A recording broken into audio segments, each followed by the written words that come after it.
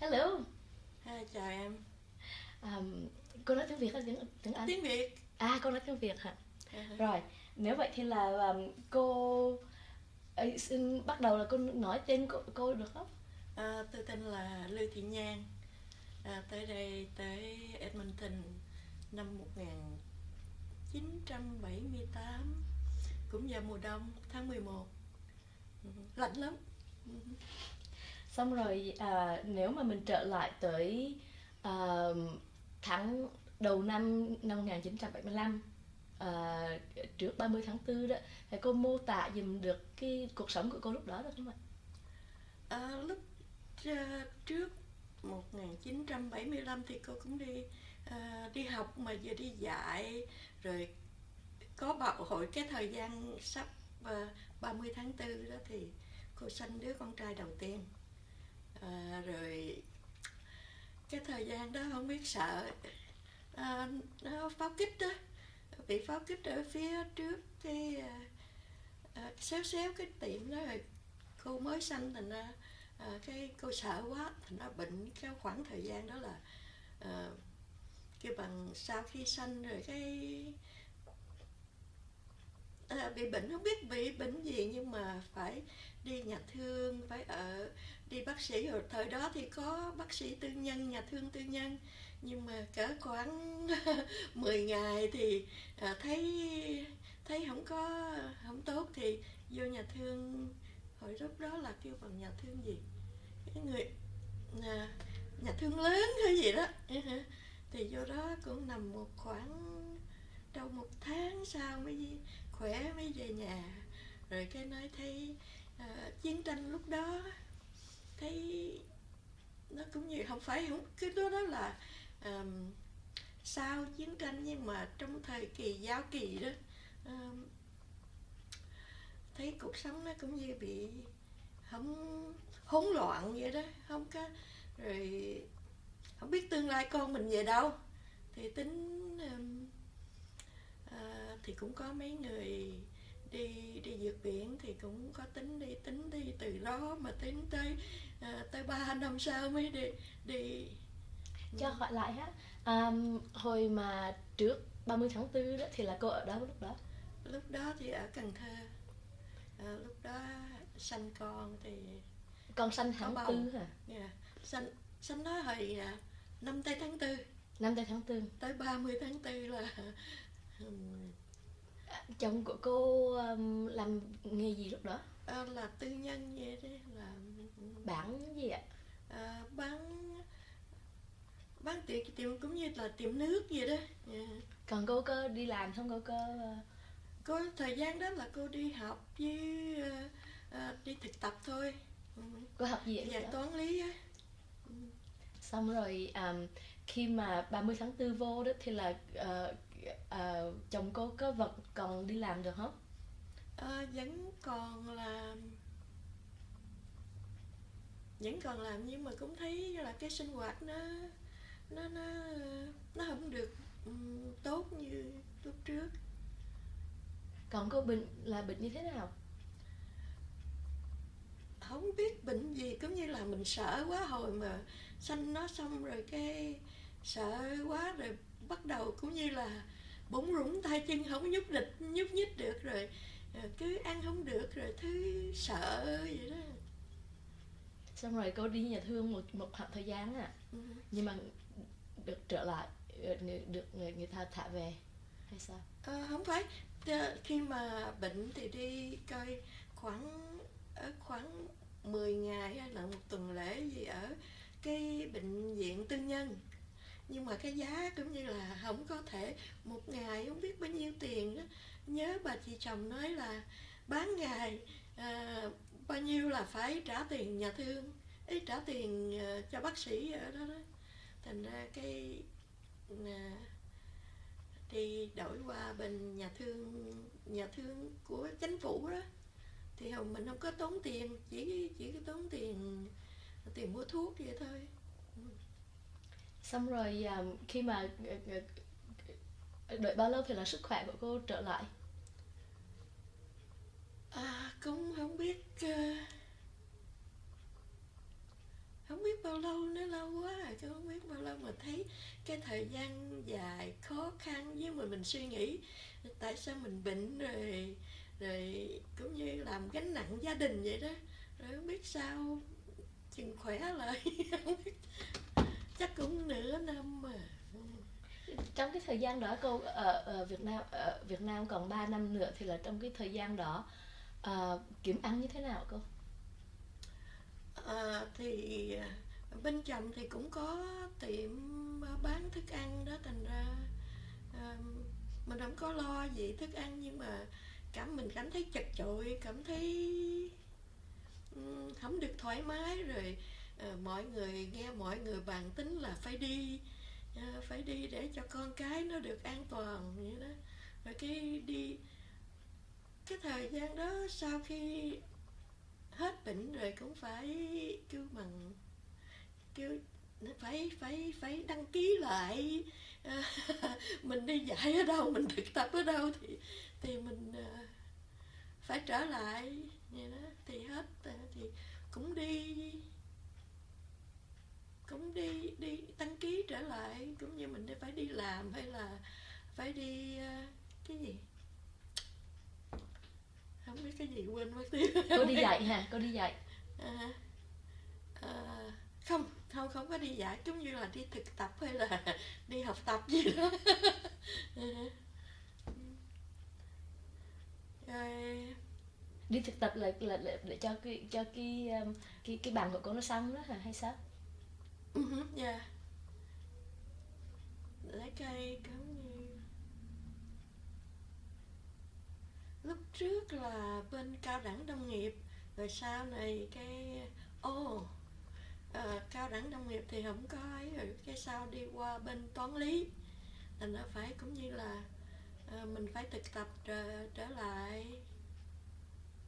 Rồi cái trong thời gian đó là chuẩn bị đi vượt biên, đi hoài, đi tới cũng như đi không được, cũng như người ta rủ đi xuống Rạch Giá, rồi cái ta nói tàu ra biển không được, phải trở về. Còn ông xã thì phải ở dưới, mà phải vô mấy cái làng quê nhào thôi. Tại vì cái mặt ông người ta nhìn biết là không phải dân ở đó. Chị thì Sao ông vô nhà quê ông làm gì đó? trốn. Lúc đó là Là chờ đợi khi nào có cũng như có tàu đi ra biển đó thì đi. Thì cô thì dắt thằng nhỏ đi lên đi xuống hoài, cứ cuối tuần là dắt xuống dưới để xách dưới xuống Rạch Giá đó. Rồi sáng đi cây, sáng 5 giờ sáng đi xuống dưới Rạch Giá là cỡ khoảng 12 giờ hay 1 giờ trưa gì đó. Rồi nói có tối nay có tàu đi thì ở lại, còn đi cũng 3-4 lần nữa, thành ra lúc đó cô ốm nhách ốm nhồm. Cái mỗi lần đi như vậy có mất tiền không? mình phải tự động mình trả tiền chứ. Nhưng mà mỗi lần mà đi mà hỏng đó có mất tiền không? Không có mất tiền chạy, tại vì lúc đó là ông chủ tàu ông cứ nói, thì tại vì mình có bên chồng nó có quen với ông chủ tàu đó, thì ông nói khi nào được ra biển khơi mình hả giao tiền, còn tại vì nếu mà bị bắt rồi mấy những người kia người ta đòi tiền ổng đâu có tiền đâu, thành ra mình cũng đấy, mà lúc đó là trả bằng vàng. Tức là 3-4 lần đi mà coi như là đi không được đó, là cũng là cái nhóm đó, cũng là Dạ, cũng giống đó. cái người tổ chức. Tại vì không có đi ra biển được, tại vì không có xuống tàu, tại người ta cũng biết rồi. Cái ông chủ tàu đó thì ổng cũng tổ chức được mấy lần. Dạ. Rồi cái lần cuối cùng là ổng đi luôn, nguyên gia đình ổng đi luôn. Và mỗi lần mà xuống Rạch Giá như vậy mà không có thấy tàu nó không tới được, hay là không có đón tàu được, là thường là cái vấn đề là gì?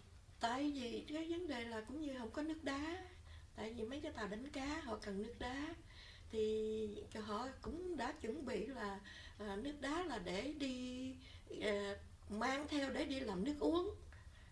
Thì cái tàu đó là của ông chủ tàu, thành ra ông biết dự trữ mấy lần trước là gia đình con của ổng cũng đi, thì ổng chuẩn bị như vậy đó. Tức là chưa có đủ lương thực thì là không đi được. Thì lương thực cũng đủ, nhưng mà nước đá, cái nó nói cái phần nước đá là phải để hết trong cái kho mà chứa chứa cá nè, mấy người đi đánh cá đặng giữ cá khi về đất liền đó. Thì là cái lần cuối cùng đó là ông chủ tàu lên nhà chị ở, đặng để đi đó, tổ chức đi. Thì mình cũng lúc đó là mình thấy hy vọng nhiều là chắc đi được, thì cũng đi được. Thì đi làm sao? Lúc cái lần cuối cùng như thế nào? Là đi đó là xuống tại cái bằng cái viện dưỡng lão mà phía sau là có bờ sông đó, thì mình đi bằng ghe bầu. Cũng ở Cần Thơ đó hả? Xuống Cần Thơ đó. Mấy lần đi xuống Rạch Giá thì không được, cái phải đi xuống, ổng lên Cần Thơ ở. Tối đó ổng ở rồi, cái gần sáng đâu, 4-5 giờ sáng kêu đi. Ghe bầu là ghe gì? Cái ghe mà mấy kêu bằng giống như cái nó to lắm, nhưng mà người ta chở mấy cái gì trái cây đó người ta bán đó thì cái cây rồi đâu không biết bao nhiêu gia đình của ổng với gia đình của chị thì đâu chắc chừng 10 mấy người với mấy đứa con nít. 10 mấy người lớn cộng với mấy đứa con nít. Xong rồi sao? Rồi người ta cũng dặn mình gói bánh tét đem theo, đem chanh, đem đường, rồi vậy thôi chứ một bộ đồ, 2 bộ đồ đem theo, mình nghĩa là mình xách như cái giỏ xách mà mình đi chợ vậy đó. Xong rồi sao nè? Rồi xuống đó ngồi, cái từ chỗ cái đó rồi đi tới ra tới ngoài gần tới biển khơi đó, thì hết một ngày, nghĩa là 5 giờ xuống cái ghe đó đi ra tới biển lớn đó, thì là tới 7 giờ tối. 7 giờ tối nước nó cạn, cái mới vừa lên là nước cạn, là cái tàu đánh cá lớn đó nó bị kẹt, cũng như là ấy mà Mai Phước đàn ông xuống đẩy tiếp hay là gì đó thì nó ra được cái xong từ đó đi qua Malaysia. Cũng 5 ngày 5 đêm. Cái tàu là tàu bầu tàu lớn cũng như là dài 10 mấy thước lần đó. Tức là từ cái tàu bầu là chị đổi qua tàu lớn. Dạ, ở cửa biển đó. Ở cửa biển. Mình thấy cái tàu lớn là cái tàu mà bị kẹt. Thì nó kẹt trong bùn hả? Nhưng mà kẹt chút cũng may. Rồi mấy người ta biết, nó nói may nếu mà nó lún xuống là cát là khó đi lắm. Thì đi ra được cái đó, cái đi trên biển thì gần tới Mã Lai thì ghé vô cái đảo kêu bằng Johor vậy đó, thì hải quân nó bắn xuống, nó kéo tàu ra, nó không có cho mình tấp vô đó. Cái cũng đi một khoảng đâu cũng 2-3 ngày gì đó, 2-3 ngày mới tới Johor đó, không biết phải không. Rồi cái nó kéo cái chiếc tàu đi ra biển khơi lại, cái ông đi gặp cái hãng dầu, cái hãng dầu ngoài khơi, cái họ chỉ có chiếc bo lại, chạy lại, cái mà cũng sợ mấy người lần trước người tiên cũng nghe người ta nói cướp biển đó, thì phải chạy ra biển khơi vậy đó. Đi cái tới 5 ngày 5 đêm, nhưng mà đêm cuối cùng là gặp chiếc bo nó chạy lại, nó biểu chỉ đi hướng khác, thì vô cái đảo gì không biết nữa. Cái đảo đó có tập trung với người tị nạn kêu bằng Pulatanga. Lúc đó là trại, là nó dựng lên thành trại tị nạn rồi. Mà lúc đó bao nhiêu người ở? Cũng không biết nữa. Lên đó là cũng như là mình bị cái gì uống nước không được bị tiêu chảy nữa, khổ lắm. Tại vì không mất vệ sinh hay sao? Dạ, chắc mình không quen cái nước á. Thì tới đó là không biết bao ngày rồi tới đây chắc uống nước cái gì đó rồi cái tối là bị tiêu chảy. Thế cô bệnh không? Hả? Cô có bệnh không? Hay là chị... Thì lúc đó là có bầu rồi nhưng mà có bầu rồi hả? Chắc mới vừa có bầu hay sao đó, rồi cái bác sĩ chích thuốc coi nếu mà được thì giữ được, không được thì thôi, nhưng mà cũng được. Xong rồi cô ở đó bao lâu? Ở chắc được 2 tháng, ở đảo đó 2 tháng, rồi có phái đoàn Úc tới trước thì người ta nói đi, bây giờ Úc nhận nhiều nhưng mà khi mà gia đình cô vô thì nó không nhận. Nó nói cần nông nghiệp mà chắc nó thấy cô ốm nhất nó không nhận. Rồi cái không nhận, cái tính ở đó nữa, cái chắc là chờ Mỹ. Người ta nói nếu mà hai phái đoàn từ chối thì Mỹ sẽ nhận. Thì cũng lúc đó là cũng có bà con ở bên Mỹ rồi nha. Thì bà con bên chồng là ở bên Úc nha, mà nó không nhận. Rồi cái phái đoàn Canada là tới, mình cũng nói, người ta nói thôi phải sắp hàng đi, chừng nào nó không nhận mình thì đi Mỹ nó mau hơn, thì cũng sắp hàng. Tiếng sắp hàng sao chốt vậy nè, mà không biết sao có một người khác nên kêu thôi đi lên phía trên sắp hàng khác.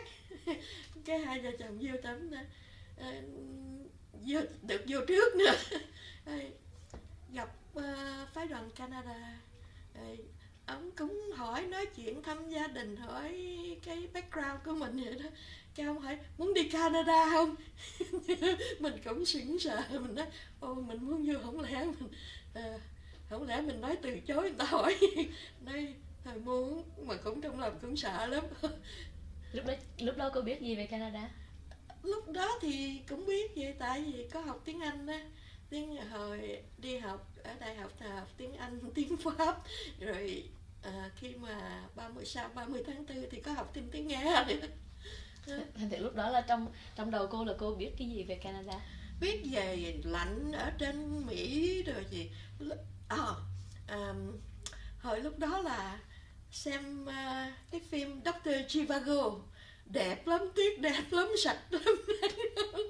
Cái khi mà đi tới đảo, khi đảo rồi cái gì, cái phái đoàn Canada đó chấp nhận rồi, cái nó chết rồi, lạnh trừ 50 độ. Lúc thời đó 50 độ sao mình chịu nổi. Nói mà lỡ thôi, lỡ rồi, người ta nhận rồi không. Rồi nhiều khi về cái mấy người trong cái đảo đó đó nói cũng loan thì truyền cái tin gì có chú tôi qua bên Canada, ông bị lao phổi, ông bị chết bao. Mình cũng sợ. Tại vì cái lúc đó coi không được, coi có 42 kg à. Người ta kêu mình cò ma. Sợ lắm. Tới cái chấp nhận rồi, cái đâu 2 tuần sau đi qua Mã Lai, trại tập trung mà bên chồng cũng có người chị chồng ở bên đó, là ra cũng sắm đồ, ra qua đã sắm áo lông, không phải áo lông mà áo lạnh mùa đông mà có dồn bông rồi đó ha. Chị chồng cũng đi Canada? Không, chị chồng không có đi Canada, chị chồng ở đó. Bà con bên chồng ở Mã Lai á. Ở cái trại tập trung là được kiểu mà mình đi lại với lại những người mà ở đó ha? Không, ở Mã Lai, qua Mã Lai rồi. Qua Mã Lai cái tỉnh đó kêu bằng cái gì không biết nữa. Không biết cái tỉnh đó. Nghe thằng con trai chị thì nó té, nó gãy xương chỗ này nè. nó gãy xương chỗ này, nó cái chở vô nhà thương, mà nhà thương đó toàn là cũng như người da đen nhiều, người Ấn Độ nhiều á, nó nóng mà cái cho ăn cơm thì cũng ăn vậy đó. Rồi sao con nít gãy xương thì nó cũng mau lành rồi. Cái ở đâu cần tới tới tháng 11 thì đi máy bay qua bên tới là tới Vancouver, rồi sau đó mới tới Edmonton. Cái thời gian đó là mùa đông trừ 21 độ, mà mình đâu có nghĩ là mấy đôi giày mua ở Mã Lai vậy, đi ra cũng như mình đi Ba Te. Lúc đó là làm sao mà gia đình chị được đặt ở xin lỗi, gia đình của cô được đặt ở Edmonton? Cái đó là tùy theo cái hỏi tại vì lúc đó nó nói là cái Edmonton đó, Alberta là thưa dân ít dân, thành ra họ chọn được họ chia ra không biết phái đoàn Canada nó họ chọn làm sao thì được 12 người. Mấy người kia là độc thân, là 9 người hả, hay là 8 người kia độc thân, còn cái gia đình chị là 2 vợ chồng với đứa con. Xong rồi cảm tưởng của cô là đầu tiên khi mà tới Edmonton như thế nào?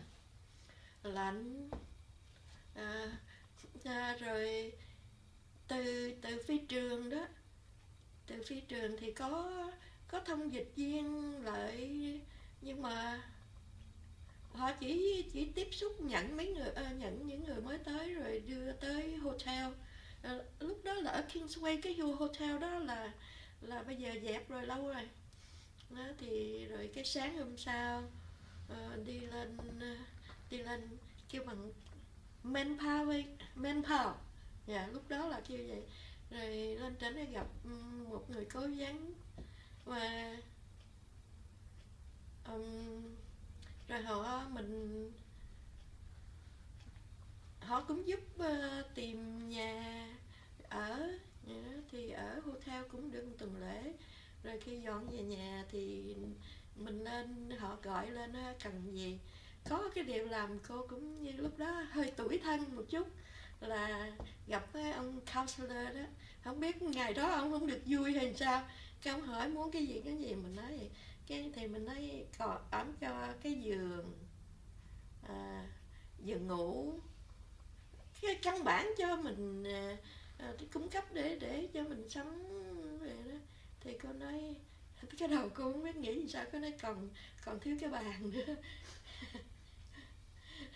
Còn thiếu cái bàn để mình là ăn hay là viết gì đó. Cái ông nói you ask too much. Cái cô muốn khóc liền, cô đi về, cô nói thôi tao không cần mày nữa. Ông là nhân viên chính phủ hả? Dạ, nói tiếng Anh, ông nói tiếng Anh. Cái thôi tao không cần mày nữa, cô đi về. Cô tủi thân lắm. Mình cái cô đi về, cái mấy ngày sau chắc ổng kiếm ổng kiếm người Việt Nam, một người thông dịch viên người Việt Nam gọi lại cô nói chuyện. Tại nói chuyện đó không, cái đó là cái căn bản, nhiều khi ổng thiếu sót cái phần đó mà ổng nói. Cái cô nói cô không cần. Cô làm tại là thì lúc đó thì cô cũng có đem tiền theo, đem vàng theo. Cái thời đó cái Canada cũng đồng tiền lớn hơn, cô đem tiền Mỹ, nhưng mà xài có mấy tháng hết mấy ngàn. Mà sau đó thì họ cũng như ở đây lúc thời đó thì những cái người đi mùa đông họ đi du lịch đó, thì có gia đình ông bà kỹ sư đó, ổng để đó, ổng cho mướn, ổng đem lên manpower cái list nhà cho mướn vậy đó. Thành ra ổng cho mướn cái nhà đó thì là 350, lúc trước là 350 thì không biết, mình cũng phải trả tiền điện tiền nước hay gì đó, nhưng mà lúc đó mình đâu biết tiền điện tiền nước nó nhiều lắm. Thì cũng ở đó, ông chồng chị đi làm. Tức là cô cô chủ ở nhà thuê mà thuê tạm đó, là mấy người đó Dạ. họ, đó là nhà của họ mà họ chỉ đi, họ đi nghỉ Họ mát. đi nghỉ mát đó, thành ra thuê. Thì khi Nhi ở đó cũng tới không biết ở hotel cũng cả được một tuần lễ rồi. Về cái mướn cái nhà đó, rồi đâu cũng tháng sau ông xã chị đi làm, giới thiệu đi làm hãng mì. Đó thì Có ai giúp kiểm việc hết? Có ai giúp chú kiểm việc không? kiểm việc gì? Thì anh chú kiểm việc như thế nào? Chú kiểm việc làm sao mà ra? Hả? Việc làm. Cái thì ở trên Manpower đó, họ thì giúp cho mình settle để mình có cuộc sống ổn định chút vậy đó. Khi mà mới tới từ hotel rồi mướn nhà thì mình vẫn thì chính phủ cũng như trả tiền mướn nhà cho mình trong tháng đầu. Trong tháng đầu thì trả, nhưng mà tiền điện tiền nước thì mình phải trả đó. Xong rồi việc làm thì là có người giúp. Thì có người giúp giới thiệu đi. Thì ở lúc đó là thời đó là em đi, họ thiếu nhân công nhiều lắm. Ổng giới thiệu đi là họ chấp nhận liền. Lúc đó ổng làm là không biết dưới 5 đồng hay gì đó, dưới 5 đồng một giờ. Thì sáng sớm thì ổng 5 giờ phải thức dậy rồi, phải đi xe bus ở hướng nọt mà đi qua hướng sau thì cả 1 tiếng mấy mới tới đó rồi làm. Chiều cái ông về cũng như 4 giờ rưỡi tan sở, mà ông về tới nhà cũng là 6 giờ tối hù 4 giờ, lúc đó là 4 giờ rưỡi là tối lắm. Mà làm hạng mì là bánh mì đó hả? Không, mì sợi đó. Mì sợi. Bây giờ là không biết còn đó, là Wing Food gì đó. Làm kiểu mà giống spaghetti hay là sao? Dạ, mì sợi đó, của người Tàu, người Tàu Trung Quốc. Thì ông vô trỏng ông làm rồi cái lúc chị sanh con. Tháng mấy là chị sanh con? Tháng 4. Tháng 4 sanh con. Rồi ông bà chủ nhà đó thì họ cũng trở về đó, nhưng mà họ có nhà khác nữa. Thì ông cũng giúp đỡ. Mà cái nhớ là bà chủ nhà bà về lúc chị sắp sửa sanh, bà cũng rent cái transportation đó, để cũng như là bà đăng ký trước cho xe hồng thập tự. Bà nói ở đây nhiều người taxi đó, mình cũng nghĩ là tới ngày sanh thì mình gọi taxi cũng như đi vậy đó. Cái nói nhiều người ta cũng tin dị đoan lắm, người ta không có mấy bà bầu, người ta sợ đẻ trên xe. Rồi cái bà đăng ký là cho xe hồng thập tự. Xong rồi con đẻ rồi thì sao nữa sau đó? Đẻ rồi coi được mấy tháng cái cũng nói nằm ở nhà buồn lắm, giống như là mùa đông. Rồi ông sáng thầy là phải thức dậy đi, rồi tới 6 giờ chiều thôi đi làm ở trong chỗ ông xã làm, cũng cần người nữa. Cái nói ok vô làm. Thì vô làm kêu bằng đóng hộp, đóng gói rồi ha. Nhưng mà cái tay cô thì lúc đó nó hơi mỏng. Cái mỗi ngày đó mình phải đóng mấy cái hộp mà để chứa xì dầu hay là cái gì ketchup á, không biết bao nhiêu hộp nữa mà không biết nữa. Mà mỗi lần mà làm á, nó cắt tay, với mà mấy cái hộp, mấy cái gói ketchup nó có aluminum đó, là nó mình hốt không biết một ngày bao nhiêu hốt, nhưng mà nó đỏ gần như chảy máu mấy cái đầu ngón tay vậy. Mà ông chủ thì không có cho bao tay. Những người làm trước thì họ mua bao tay, cái kiểu mà bao tay để làm giường đó, thì mình mới vô mình đâu có biết đâu, làm một ngày là nó muốn chảy máu mấy cái đầu ngón tay rồi. Cái về nhà cái hỏi ông chủ, nói đưa bàn tay rồi hỏi ông chủ đấy, nên mày có bao tay cho là ông lấy cái bao tay của mấy người đổ rác nó dày cua cứng nhắc. Mấy bà làm chung á nói mày mua bao tay nữa, chỗ làm giường đó, chỗ cái section làm giường đó, thì hồi lúc đó là bao tay mất lắm cũng 2-3 đồng, mà mình làm có 3 đồng, tức là chỉ nhớ là 3,5 đồng một giờ. Ông xã làm 5 đồng, chỉ làm 3,5 đồng. Đi xe bus lúc đó là 25 xu. Cái làm cái này mà mang bao tay đó, nó tuần lễ là nó lủng cái đầu nó lủng cái đầu. Cái mấy người kia lấy băng keo dán thì xài được 1 tháng. Cái chị làm mấy tháng chị hỏi ông chủ này, sao mày không cho bao tay, cung cấp bao tay cho công nhân. Ông cũng nói là mấy người đó mua được rồi. Tới đây thì mày mua có 2,5 đồng à. Nói không, đáng lẽ mày phải cung cấp bao tay cho làm. Cái bà chủ xuống kiếm bao tay nhỏ nhỏ phát cho mọi người, mà người ta cũng chê, tại vì cái bao tay của đàn ông đó nó dày, là họ khiêng đồ cái gì đó thì nó dày lên để vô không được. Cái nói thôi, làm này chắc không được, lâu ngày chắc có tật mấy là chảy máu tay, chịu không nổi. Xin nghỉ cái đi tìm được, tự động mình đi tìm, cái tìm được cái công ty sửa điện, mấy cái dụng cụ điện trong nhà đó, máy sấy, máy giặt. Thì cô cũng lúc ở Việt Nam thì cũng biết sửa ba cái điện đó, tại vì mình thấy người ta làm mình để ý, mình nhìn vậy thôi, thành ra cũng biết làm. Nghỉ bên đó, nghỉ bên hãng mì, cái ông chủ nói bây giờ hãng sẽ mua bao tay cho công nhân đó. Trở vô làm thì nói thôi thì có chuyện khác rồi.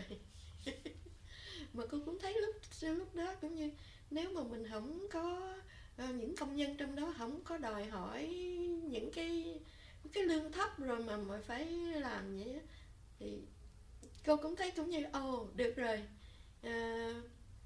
ông bà chủ đó biết lo cho công nhân đó. Nhưng mà mình nghĩ ra mình qua cái công việc khác thì sửa điện đó. Những người công nhân khác ở đó là lúc đó là có là người Trung Quốc không cũng mới tới. Họ làm lâu lắm rồi, nhưng mà họ không có biết cái quyền lợi của họ. Sau này chị cũng biết là họ tới làm tại vì là cái ông chủ đó bảo lãnh nhân công qua hay là gì đó, thành ra họ làm với tính cách là trả ơn hay là chịu đựng vậy đó, miệng là có cuộc sống tốt hơn ở Trung Quốc hay sao đó. Cũng có thể là họ nợ tiền chẳng cũng có thể là vậy. Xong rồi lúc mà cô đi làm thì là con cháu 2 đứa con ở đó. 2 đứa con thì gửi cũng như apartment. Cái mấy người tới trước cũng lớn tuổi, có cái bác đó là bác cũng giữ, thì giữ 4-5 đứa nít lắm. Thì mình cũng gửi, nhưng mà chiều về thì con u đầu sức trắng, tại vì đứa lớn đứa nhỏ. Con gái chị cũng cỡ được 3 tháng thôi chị mới đi làm đó. Từ hồi mướn nhà cái dọn vô apartment ở gần chợ, gần chỗ bây giờ là Edmonton Center đó, thì apartment ở gần trường học, gần chợ nữa thì mình đi bộ được. Tức là đã dọn nhà rồi, không có ở với lại cái nhà thứ hai của cái ông bà kia nè. Xong rồi sau đó là cô tiếp tục làm cái ngành, làm trong cái công việc này cũng lâu dài không? Cũng không lâu nữa, tại vì cô làm vô chỗ đó là phần nhiều là mấy người khuyết tật, cũng như là họ có cái đầu óc ganh tị hay làm sao đó, cũng như mỗi khi mình sửa đồ thì mình phải ghi cái số mật mã của mình trong đó. Đó thì khi họ sửa hư á thì họ họ bôi cái số của họ họ thảy qua bên chị. Đó là mình cảm thấy là giống như mình mới vô mà mình bị chèn ép hay gì, cái nào nó sửa không được lâu hư hay gì nó thảy qua bên mình. Cũng làm cũng khoảng thời gian không biết bao lâu nữa rồi cô xin đi học. Đi làm hãng may nữa chứ. Thấy ban ngày rồi cái thấy gửi con phải rồi, làm cũng bao lâu nữa gửi con thì con mình nó dơ giấy, nó nghĩa là giữ trông coi, nó không đi ra khỏi nhà thôi. Nói thôi giờ nghỉ kiếm chuyện khác làm buổi tối. Ổng đi về thì mình mới đi làm, đi hãng may mà mới may có đâu cỡ khoảng 6 tháng. Cái bằng máy đây ngộ lắm, mình cắt chỉ đó, cái mình phải để cái chân này, cái nó có cái bàn đạp ở phía bên này, cái mình nếu mà cắt chỉ thì mình đi gạt nè. Mà một ngày một đêm đúng đó, từ 5 giờ tới 9 giờ là không biết gạt bao nhiêu cái. Cỡ mấy tháng sau cái đùi nó lại phồng ra như mình để lót cái gối như vậy nè. Bác sĩ đi hỏi bây giờ muốn có tật thì cái việc làm muốn có cái gối cái bên đùi thì cái việc làm thôi nghỉ đi. Lúc đó là khi mà nghỉ như vậy thì là cô có được cô có đăng ký để mà được hưởng lương của workers compensation không? No, tại vì lúc đó dễ xin việc lắm, nên là ra hết việc này nhảy qua chuyện khác. Một năm đổi 4 công việc rồi đó không. Rồi sau cùng là có một người cũng như quen với ông xã, tại ổng cũng làm chung với ông xã ở chỗ hãng mì đó. Cái ông ấy giới thiệu có một người làm trong nhà thương ở Kingsway nè, ở Royal Alexian Hospital. Người ta cần housekeeper clean, cũng buổi chiều thì 2 giờ tới 11 giờ tối thì mình gửi con được cái ở apartment thì họ pick up giùm mấy đứa con làm. Thì cũng ngộ lắm, những người làm lâu họ ăn hiếp mình nữa mà không phải dân da vàng của mình mà dân da trắng, nhưng mà cũng là đến từ mọi nơi. Vô làm cái bà nói đừng có mang bao tay, phải dùng tay mà clean đó, clean ở trong cái trường học cho mấy đứa khuyết tật đó. 2 giờ mà clean tới 5 giờ tới giờ ăn cơm, cái là cái tay vậy nè, nó cong lại, mình giãn ra là mình thấy mình thấy là đau vậy đó. Cái tới giờ ăn cơm 5 giờ ăn cơm rửa tay xong rồi tay mình nó cứng ngắc, nó coi cái chừng đó múc cơm mới nhớ là má mình nói rồi đó, nuốt cơm như nuốt sạn. Tại vì thì nuốt cơm nó không xuống em ơi, nó đau chỗ này mà ráng không khóc nghe, ăn không. Nhưng mà thôi kệ, lỡ rồi mình qua đây có việc làm thì cũng đỡ rồi thôi. Nghe cũng đi làm mấy tháng rồi cái xin đi học được, tính đi học trở lại. Cái thì lúc đó người ta cái thời gian đó họ cần nhân công, xin đi học không. Xin đi học thì học có mới đầu là học buổi sáng mấy tiếng đồng hồ, xong rồi cái vừa học xong là đi làm trong khoảng thời gian. Thì lúc đó làm học trở lại, trời ơi bài vở nhiều lắm. Cô học cái gì lúc đó? Chỉ là upgrading thôi tại vì thi TOEFL lúc đó thi không đậu. Cái đi học Anh văn lại. ESL hả? ESL vậy lại là sao, là cô đi học lần đầu tiên chứ?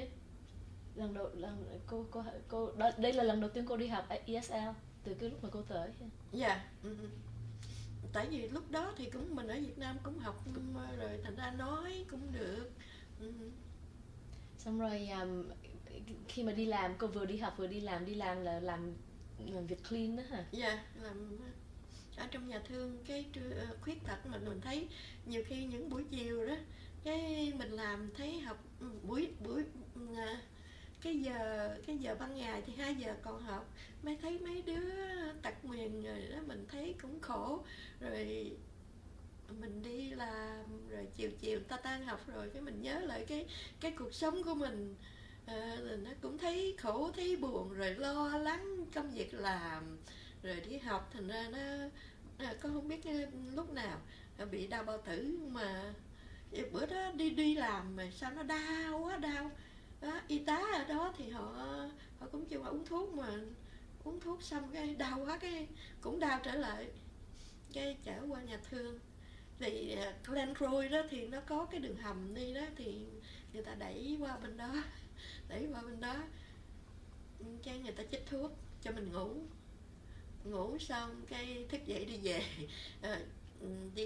Gần xong cái đi ông xã lại đón, cái trong khi chờ đợi mà ông lấy xe qua thì cô đau nữa nó chích vô chích nữa. Mà mình sợ, hồi đó Việt Nam nói là ở đây chỉ cho thuốc, ít có chích thuốc lắm, mình sợ bệnh nặng lắm. Chích một lần nữa thì hết đau rồi, cái sáng đi về nhưng ông bác sĩ ông cũng nói bây giờ chọn một, đi học hay đi làm, không có chọn hai cái. Thế thì nghỉ học thì là cô chọn việc làm. Thì cũng tiếp tục đi làm clean bên đó. Thì mình cũng nghĩ là mình ok thì ráng làm vài năm đi cho con nó lớn. Thì đi làm cũng không biết mấy năm cái bị trật xương sống. Tại đồ cái đồ nước mà clean á thì mình phải đúng cách. Như khi mình nhỏ con trong nhóm đó là cô nhỏ con vậy, thì trật lưng thì nghỉ. Nó có được ăn lương, có được ăn worker compensation. workers compensation. Đó là lần đầu tiên cô được hả? Nhưng mà cô cũng bệnh vài lần rồi mà không, chỉ có lần đó là ở nhà thương là bị trật lưng thôi. Đó, tại vì nó nặng quá. Đó.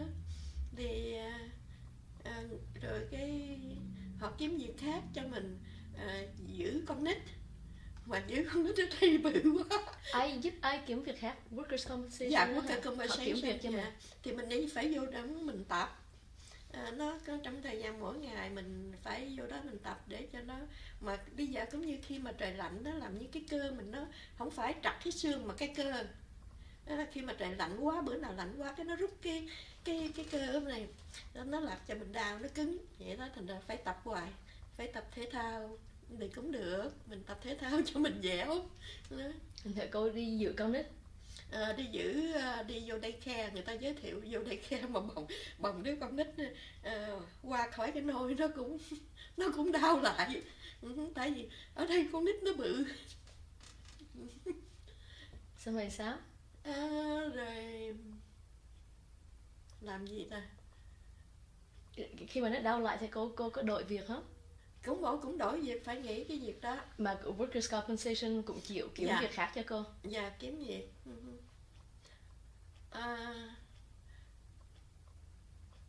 Rồi hồi đó cũng như là khi mà cái mà kêu bằng ở bộ xã hội đó, khi mà hai vợ chồng làm không có đủ tiền á, họ tự động họ kêu mình, họ cho tiền. Anh ấy cần bao nhiêu, lúc đó là cô nói thôi cô có việc làm rồi, không có cần tiền nữa để dành cho mấy người khác đi. Cái nói không sao, cái chương trình nó ấn định là cái số lương của hai vợ chồng, hai đứa con nó thiếu nhiêu thì nó cho cô nhớ được 96 đồng một tháng. Rồi tháng sau cô nói thôi đủ rồi, không cần nữa, thì nó gửi cho cái tấm séc mấy chục đồng nữa. Tại vì cũng như là mình có cảm giác là từ lúc đầu khi mình tới mình bị cũng như là mình không muốn đòi hỏi vậy, cái mình có cái lòng tự tin mình làm lại vậy. Ông xã lúc đó làm việc gì? Hả? ông xã chú ông chồng ông Ở xã Việt Nam làm thì cũng như là công tử bột. Thì qua đây là bây giờ thì cũng thì làm hãng mì đó, và tới sau này cái có cái hãng về làm những dụng cụ cho những cái dụng cụ cho hãng dầu với nông nghiệp, về nông nghiệp đó thì ông cũng làm vững chãi từ đó tới giờ. Tức là cái công việc của chú thì là vững bền hơn. Dạ. Còn cô tại vì con nhỏ với mà mình cũng không có quen làm những việc nặng đó. Rồi sau này cô cũng có thời gian khi mà rỗi rảnh thì cô cũng có volunteer ở đây nữa, hồi như làm woman director ở đây nè, cũng không biết mấy năm, anh là 5 năm rồi. Rồi sau đó đi làm cũng Cái đó là làm thiện nguyện. dạ, ở đây thì làm thiện nguyện không, thầy cô cũng đi dạy nấu ăn. Lúc trước dạy toán lý, sau này cũng thấy trong Edmonton Public School nó có cần dạy nấu ăn thì ok, mình biết mấy món ăn được cái vô dạy. Đó là thiện nguyện hay là Làm có lương 45 đồng một giờ, cũng như mà đỡ thôi. Cái mùa nó dạy theo mùa. Rồi cô cũng viết sách, viết truyện ngắn vậy thôi. Lúc trước là viết truyện dài, rồi cái sau này nói thôi, mình thấy nó cũng tương tự, cái pattern nó cũng giống như cái của cái sự khó khăn của người ta thôi. Khi dọn nhà thôi vụt bỏ. Rồi sau này viết lại với mấy người, hợp tác với mấy người Canadian, viết mấy truyện ngắn vậy đó. Làm sao mà cô kể lại là tại sao cô bắt đầu cái đó như thế nào? Xin cô kể lại là sau khi mà cô bị thương ở nhà thương nè, trong cái công việc cleaning của cô với lại công việc ở daycare đó, thì là tới khi nào mà cô kiếm được công việc mà tồn tại, công việc mà kéo dài được lâu? Thì trong cái thời gian mình cũng suy nghĩ khi bị mà tai nạn vậy đó, không có tai nạn nặng lắm, nhưng mà mình thấy cái sức khỏe của mình không có thích hợp với công chuyện chân tay, thành ra thì mình cũng đi tìm tòi những cái cộng đồng khác, cái sinh hoạt khác, nên nhờ sự giao tiếp thì cũng biết được những người, nhưng mà trong cái trường, mấy cái trường cao đẳng với đại học ở đây, thì mình thấy mình bắt đầu mình đi học trở lại để bắt đầu làm công việc về xã hội cũng như về sức khỏe xã hội. Thì cô cũng là một trong, tới năm 92 qua sự giao tiếp với những người cộng đồng xung quanh ở đây thì cô trong 19 người đó thành lập cái hội về kêu bằng tiếng Anh là Multicultural Health Broker, thì tiếng Việt nhiều khi mình không có xài tới cái gì, cũng ít có dịch, đúng không gì, cơ quan hỗ trợ sức khỏe cộng đồng, gồm có cũng như là tới bây giờ, bắt đầu từ năm 92 cho tới bây giờ thì có lúc bắt đầu là 9 người, nhưng sau này là những cái nhân viên làm trong đó lên tới 100 mấy chục người. Giỏi quá vậy. Mà làm sao mà vì sao mà cô bắt đầu cái hội đồng này? Tại vì cô cũng thấy qua những năm tháng mình hội nhập từ 1978 tới vậy, mình cảm thấy có những cái khó khăn trở ngại cho mấy người mới tới, thành ra cô cũng như là gặp được những người cùng cái chí hướng, như là thành ra 9 người đó hợp tác với nhau thành lập một cái hội và để làm việc giúp đỡ về sức khỏe cho những gia đình mới tới. Thì nó bao gồm từ con nít, từ mới sanh cho tới bà lão ông lão vậy đó. Từ đó thì cái chương trình đó nó cũng rất là rất là tốt. Thì thấy mình hỗ trợ được những cái khó khăn cho những người mới tới, những người kém ngôn ngữ. Thì chính vì vậy mà bây giờ nó trở được mọi người ở trong cộng đồng Edmonton ủng hộ, thì đã có phục vụ cái cơ quan phục vụ tới 35 ngôn ngữ, có cỡ 120 người làm việc trong đó.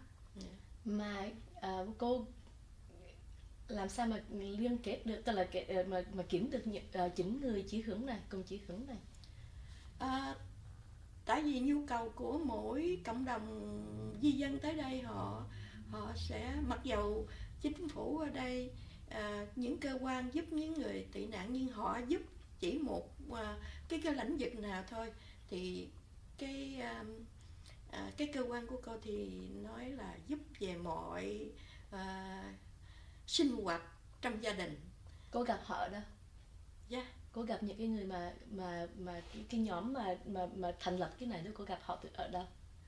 Gặp, tại vì cô liên lạc với, trong thời gian cô làm việc, cô có hay là đi làm hay gì, cô tiếp xúc với nhiều.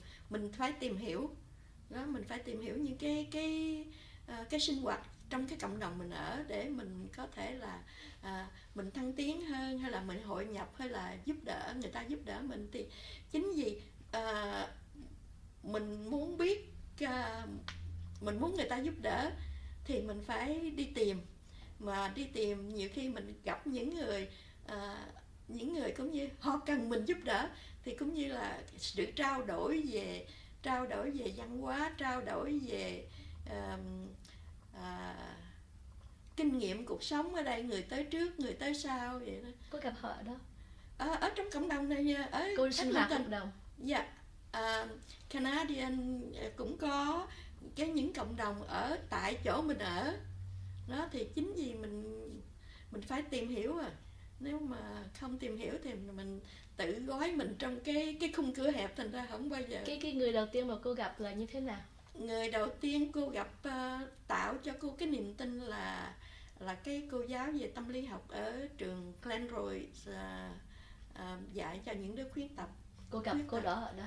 Ở trong tại văn phòng, tại cái phòng cô. Tại vì lúc đó là cô làm clean ở trong cái nhà thương khuyết tật đó. Thì cái cổ cũng như thấy mình, cổ cũng muốn tìm hiểu mình từ đâu tới, với cái sở thích của mình cũng thích hợp với cổ nữa.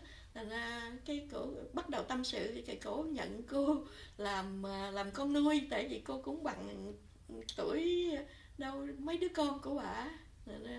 Thành ra cũng như là mình tạo được cái tình thân thiện với một người có lòng tin với mình. Nhìn thấy cái mình sẽ bả cũng khuyến khích là mình sẽ làm được, thì mình cảm thấy mình làm được. Nên nhờ cái sự động viên đó thì mình đi học trở lại rồi làm. Cô học cái gì? Học về sức khỏe gia đình tổng quát vậy thôi, nhưng mà bên cạnh đó là cũng như là về xã hội. Cô học ở đâu? Ở Grant McEwen. Là college hả? Dạ, bây giờ là university. Dạ. Mà bằng 2 năm hả? Bằng 2 năm thôi. Cái đó là cái bằng coi như là bằng social work hay là sao?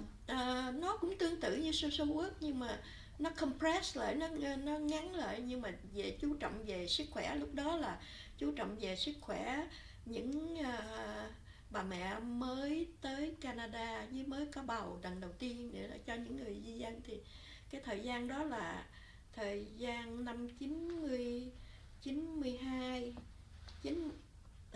91, 90, vậy đó là thời gian mấy người tị nạn chính trị nhiều lắm. Thành thử từ cái việc mà cô làm cleaning, xong rồi cô gặp bà giáo sư, yeah. Xong rồi cái cô trở thành bạn thân với lại cái bà giáo sư đó. Yeah. Xong rồi cái bà cổ động cô đi học trở khuyến lại. khích cô đi học trở lại. Xong rồi cái cô nảy ra ý kiến là muốn làm social worker, tức là cô thấy cái nhu cầu, cô muốn làm, cô muốn giúp. Thì cái tương tự cũng như là social worker 4 năm. Nhưng mà sau đó thì cô cũng đi học thêm. Sau khi đi làm rồi thì cũng như một nhóm người khác cộng đồng ngoài người Việt này mình. Xong rồi cái 8 người kia, cái 8 người mà thành 8 lập người cái kia đó đó. là bạn học hay là sao? Chỉ là cái mà quen biết trong những cái cơ quan của những sắc tộc khác. Tức là khi mà cô bắt đầu đi làm, hay là cô đi học, hay là cô bắt đầu cô làm đi học liên hay kết? là đi làm, đi clean gì trong thời gian đó cô có thì giờ là cô đi học, đi tìm hiểu những cái cơ quan mà tị nạn, hay những cái cơ quan có ngôn ngữ khác của mình, Tây Ban Nha, Polish, Chinese, Vietnamese, ai nữa, India. Xong rồi cô chỉ cứ tò mò cô tới, cô nói chuyện hay sao? Gặp tại thì khi mà họ có cái chương trình của họ thì mình tới tham dự, mình tìm hiểu. Đó. Những cái cơ quan đã thành lập trước cái cơ quan Multicultural Health Broker thì cô nhận thấy cũng như những cơ quan đó họ chỉ giúp một vài cái lĩnh vực của người mới tới, hay là những người ở đây kém văn hóa đó, thì thấy cái ok, mình làm sao mình có hội nhập được những cái phần mình có thể mình chú ý cái phần đó để mình giới thiệu qua những cái cơ quan khác như để giúp đỡ. Tại vì mỗi cơ quan chỉ có họ có mandate của họ riêng, thành ra cái cơ quan này nhìn để ok, tôi biết những cái cơ quan khác sẽ có thể giúp anh chị hay giúp con cái vậy đó. Thì bây giờ cũng như là trong trường học, cũng như có những đứa gia đình mới tới, họ không đủ ngôn ngữ Anh văn để nói với cô giáo, hay là đứa bé không hiểu được cái ngôn ngữ của trong trường học, cái tánh tình đó làm sao, thì cái cơ quan Multicultural Health Broker sẽ có những cái nhân viên cùng trong cái sắc tộc đó, họ tới, họ có thể hòa đồng với cô giáo trong trường hay là với em bé, để nó nhận thấy cái gương mặt quen thuộc, cái ngôn ngữ quen thuộc của nó, ngôn ngữ mẹ đẻ của nó, để nó có dễ, nó calm, nó down, nó thấy an toàn thoải mái hơn là nó sợ.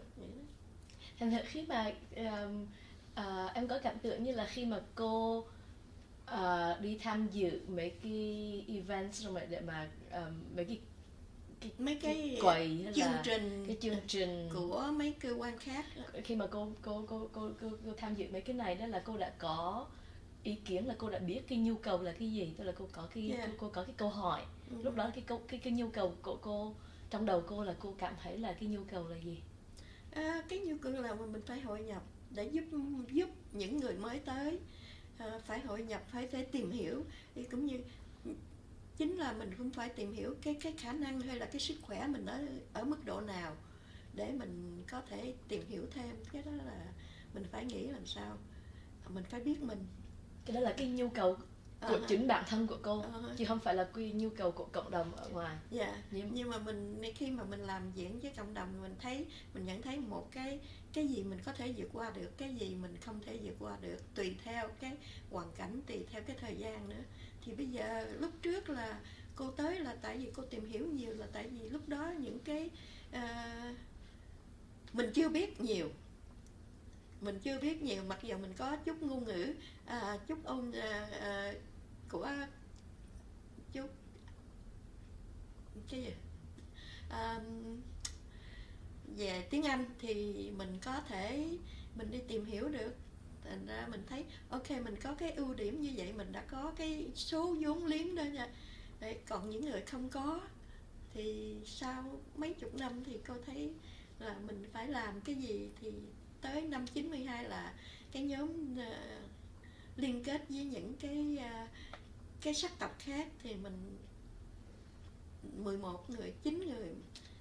Lúc đó khi mà nói chuyện với nhau thì là 11 người, sau này chỉ còn là 9 người cùng hợp tác tới bây giờ. Thì bây giờ mình thấy cũng nhiều khi mình cảm thấy mình hãnh diện với cái cuộc sống bây giờ, nhưng mà hãnh diện về cái mặt này, nhưng mà về cái tinh thần người Việt Nam thì mình cảm thấy còn thiếu đó. Cái cuộc sống đã ổn định rồi, con cũng lớn rồi, nhưng mà mình vẫn về cái mặt tinh thần về người Việt Nam thì mình vẫn còn thiếu. Thành thử khi mà đã thành lập cái chỗ này rồi đó là cô cái đó là cái công việc của cô làm. Yeah. Cô làm vai trò gì ở trong cái hội đoàn Thì này? bây giờ nói là cái cơ quan, mặc dầu là mình là người founder, nhưng mà cô từ từ cô cũng step down những cái công việc khác để cho những người trẻ. Bây giờ thì cô trong cộng đồng trong cái cơ quan đó, cô là người Việt đầu tiên, nhưng mà cũng giới thiệu nhiều người giao tiếp. Làm counselor này kia đó hả? Dạ, Kiểu mà làm chuyện cũng như là frontline worker để giúp đi tới nhà người ta, giúp đỡ hay là khuyến khích người ta làm tốt hơn, hay là giúp đỡ cho người ta nương tựa để người ta từ từ người ta phát triển hơn vậy đó. Thì nhiều khi những người tới đây họ chỉ quan tâm về vấn đề tài chính, không quan tâm về sức khỏe của họ, con cái nữa. Thì cái lối sống ở Việt Nam mình thì có bà con giúp đỡ cho ông bà chăm sóc con cháu. Thì ở đây thì không có vấn đề đó. Thì cái việc chăm sóc con cái từ nhỏ thì làm như nó thiếu, vẫn còn thiếu. Thì cái cơ quan đó mục đích chính là như vậy, giúp đỡ mình làm sao mình nuôi dưỡng cái tinh thần tốt từ lúc trẻ cho tới thành người lớn, teenager, là cho tới khi bắt đầu tốt nghiệp đại học. Thì cái cuộc sống con mình nó thoải mái hơn, mà mình cũng hãnh diện đó. thành thử trong khi thì cô tham gia mà cô thành lập và tiếp tục tham gia với cái hội đồng này, thì là hồi nãy cô nói là cô cũng bắt đầu viết truyện. Cái gì nó dẫn tới cái chuyện viết truyện? Thì khi mà cô quen với cái cô giáo sư tâm lý học ở Glenroy đó, thì cổ cũng khuyến khích cô, nói là để mà mình viết ra những cái gì mình muốn, viết ra những cái gì mình thì cô cũng bắt đầu viết. Cái thời gian đó là chắc là không biết năm 90 mấy đó, 94, 95 vậy đó, cô cũng viết lại. Nhưng mà cô thấy viết lại những cái chuyện đó mình nghĩ là không cần. Nhưng mà sau đó cô bỏ cái chuyện đó, cô viết qua cái chuyện ngắn thôi, bằng tiếng Anh, với mấy cái những người có những người cái tiếng khác, những người ở từ nước khác. Nó thành có một cuốn sách đó. Sau đó cô viết về recipe, cô dạy các bạn viết recipe, cũng viết được mấy cuốn recipe cho Canadian Diabetes, Canadian. Yeah. Nhưng mà trở lại cái chuyện mà cô viết truyện ngắn hả? Phải không? Dạ. Cô viết truyện ngắn, viết chung với lại những người khác, viết văn khác bằng những thứ tiếng khác. Xong rồi cô sẵn làm cuốn sách hay sao? Dạ, những cái sách đó họ cũng như có cái funding của thành phố. Thì những người viết đó gặp nhau viết rồi để có những cái hỗ trợ về tiền để in sách đó. Xong rồi cô gặp những người này ở đâu? Thì cũng trong các cơ quan làm việc, trong cộng đồng. Qua những cái liên hệ của cô ở nơi cái bên cạnh multicultural là còn những sinh hoạt cộng đồng khác. Thì thường người ta biết cô thì người ta kêu gọi hay là mời lại vậy đó. Xong rồi người ta biết cô là viết truyện. Xong rồi cô tham gia cô xuất. Trong thời gian ngắn 1-2 cuốn vậy thôi. Rồi bây giờ thì tính chuyển qua chuyện khác. Cô tính cũng như là từ cái chuyện này, thì từ cái chuyện đi làm rồi mình giao tiếp với xã hội, thì cô cũng muốn là trong tương lai cô cũng muốn là thành lập một nhóm trẻ, làm sao đó họ có cái sau khi họ tốt nghiệp rồi, họ có thể cái tinh thần kêu bằng lãnh đạo hay là hướng dẫn những người trẻ khác, mà những người trẻ mà thiếu sự may mắn về cũng như là về học tập hay là kêu bằng thiếu may mắn về tinh thần lẫn văn hóa vậy. Cái đó là cái ý kiến của cô cho sau này thì cô cũng nói chuyện với nhiều người, họ cũng bắt đầu nói chuyện với cô. Thì hy vọng nếu mà gặp được có những cái funding có thể là mình hợp tác với nhau để giúp đỡ những người có. Bây giờ thì không, chiến tranh đó của Việt Nam thì nó không có bao nhiêu, nhưng mà những cái miền ở Trung Đông hay là châu Âu, châu Á, châu Phi vậy đó, thì có những cái tuổi trẻ họ cần giúp đỡ. Ngay cả Việt Nam mình thì không nhiều, nhưng mà chưa, cái tuổi trẻ Việt Nam đây sau khi tốt nghiệp ít có cộng tác với nhau nhiều. Đấy. Thì cô hy vọng trong tương lai có sự cộng tác nhiều hơn vậy đó. Nếu mà bây giờ mà cô nhìn lại đó thì là tới cái cô qua bên đây rồi thì là phải trải qua mấy năm thì là cô mới cảm thấy như là mình bắt đầu mình ổn định. Lâu lắm rồi mà ổn định về cũng như là nếu mà hồi đầu tiên là 1 năm đầu là mình vẫn còn tưởng ở Việt Nam, ban đêm mình ngủ mình vẫn tưởng là ở Việt Nam đó. Rồi sau đó là về sinh hoạt gia đình ở đây với xã hội mới, rồi về tới rồi con nó lớn, khi mà nó học hết high school rồi cô mới cảm thấy là nó thoải mái một chút, của mình mới là trở lại mình tìm hiểu mình làm sao mình cuộc sống mình nó dễ dàng hơn một chút. Bên cạnh tạo cái tài chánh cho gia đình, nuôi dưỡng con cái nó được học xong hết chương trình học để nó đi làm đó, thì cô cảm thấy thoải mái hơn. Cũng như là bây giờ mình muốn làm những gì mình thích, thì về nghệ thuật thì cô cũng thích làm điêu khắc, vẽ, rồi gì, cái đó là cái sở thích từ hồi còn nhỏ nhưng mà cha mẹ cấm cản. Nhưng bây giờ thì bắt đầu làm lại. Trong cô nhìn lại đó thì là trong mấy cái năm đầu và khi mà mới qua đó thì là những cái trở ngại nào là những cái trở ngại mà lớn nhất của cô? Thứ nhất là khí hậu.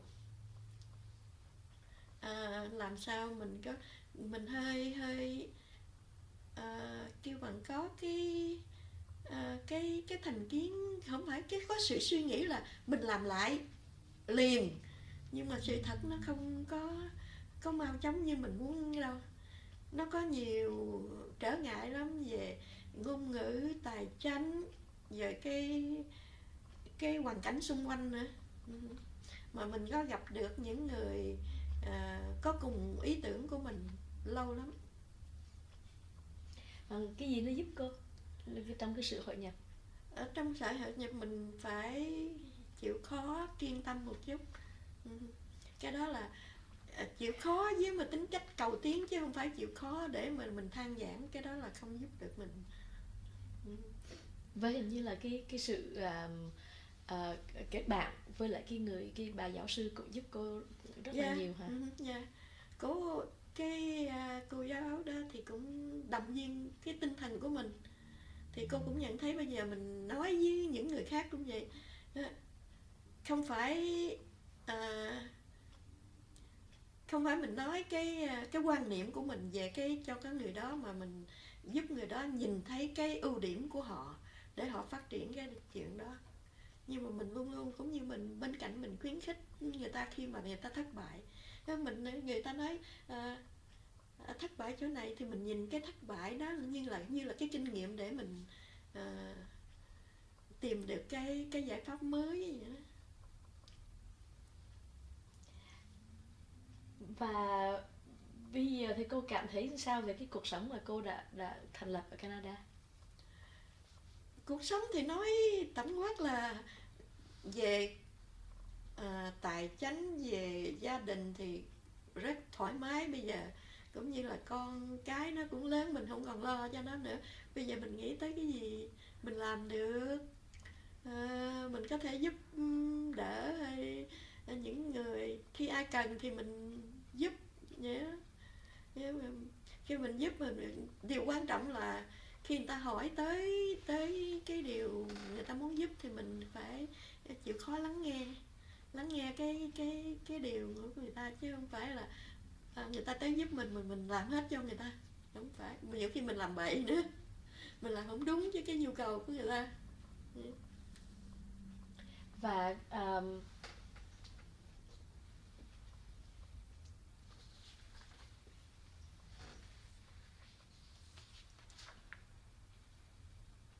cô cảm thấy thế nào về cái chương trình về cái phản ứng nhân đạo của Canada đối với cuộc khủng hoảng tị nạn? Thì cô nhận thấy cũng như cái nước nào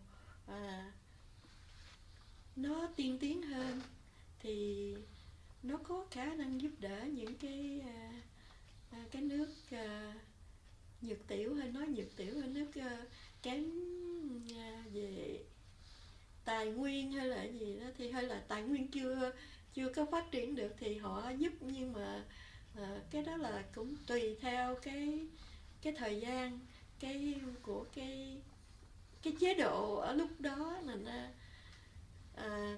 Canada thì nó cần nhiều nhân lực, có nhiều tài nguyên hơn so với những cái nước bị chiến tranh vậy đó.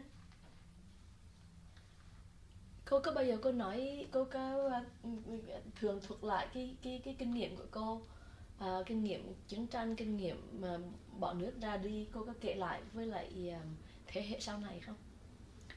Có, cô có kể, nhưng mà cái thời gian chiến tranh nó khác với cái để mình nói ra để cho con cháu nó hiểu tại sao là chiến tranh như vậy. Nhưng mà tùy theo ở cái thời điểm này con nó ở trong cái thời điểm cũng như là không có chiến tranh như cái thời cha mẹ. Nhưng mà mình phải hiểu nói về, nếu mà mình nói riêng về Việt Nam mình á, thì con nó hiểu, con của cô thì nó hiểu chỉ lúc thời đó nó chỉ còn ba bốn tuổi thì nó cũng không hiểu về cái sinh hoạt bây giờ ở Việt Nam như thế nào. Nó chỉ hiểu nhiều về cái sinh hoạt ở Canadian, nhưng mà nó cũng hiểu về cô cũng có nói với con cháu cũng như về cái cuộc sống của mình bây giờ. Mình có cái diễm phúc mình ở cái nước giàu mạnh hơn, thì mình có thể làm cái điều gì để giúp những cái không hẳn là Việt Nam hay là những cái nước nó không có được giàu như là Canada, thì mình làm được cái gì, mình cảm thấy hãnh diện cho cuộc sống của mình là tốt rồi. Làm một công dân tốt cũng là tốt rồi. Học được cái gì từ cái thế hệ sau này, học được cái gì từ cái kinh nghiệm của cô? Từ cái kinh nghiệm của cô là cũng như là cái quan niệm sống. Cái quan niệm sống mình phải mình cái tư tưởng mình đừng quá cố chấp, nhưng mà cũng đừng quá cũng như là theo cuộc sống cuồng nhiệt. Mình nghĩ là nó có làm như nó có hai mặt, nghĩa là mình sống ở một nước khác, nhưng mà cái nguồn gốc của mình là như thế nào mình cần phải hiểu. Mỗi người có một quan niệm sống về, hay là quan niệm về những cái thành kiến, có thể là nói là thành kiến từ cha mẹ, hay là những thành kiến từ xã hội đó.